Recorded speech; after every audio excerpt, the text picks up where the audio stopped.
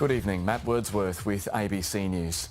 An extraordinary firefighting effort has saved an entire central Queensland town that was in the direct path of a catastrophic bushfire.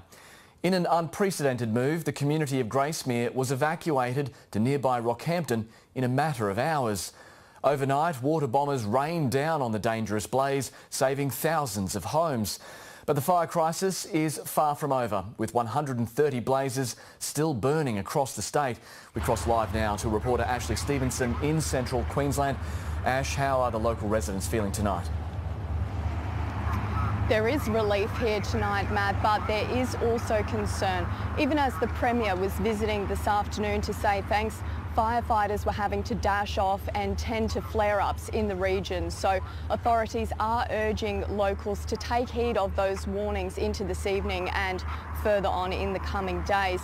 But for the most part, residents are feeling grateful that their homes are still standing, and they have heaped praise onto firefighters who they say essentially saved this community.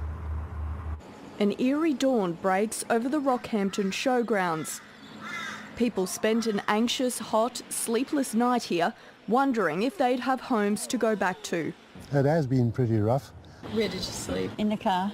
Oh, I just hope that everything's all right, because I don't actually know if the fire hit Gracemere. Yesterday afternoon, Gracemere's 8,500 residents were ordered to leave, grabbing a few precious possessions and fleeing catastrophic conditions. A couple of dogs, the cat, so I just tried to pack what we could as quickly as could. But after a long night, huge relief. We've got some good news this morning just breaking. I've just been advised that we have saved the town of Gracemere. By 7 a.m, a convoy of residents began to make its way back home, weary but relieved, some realising just how close they'd come to disaster. We are so blessed. Like, I expected to come home and find nothing, and we come home and it's untouched.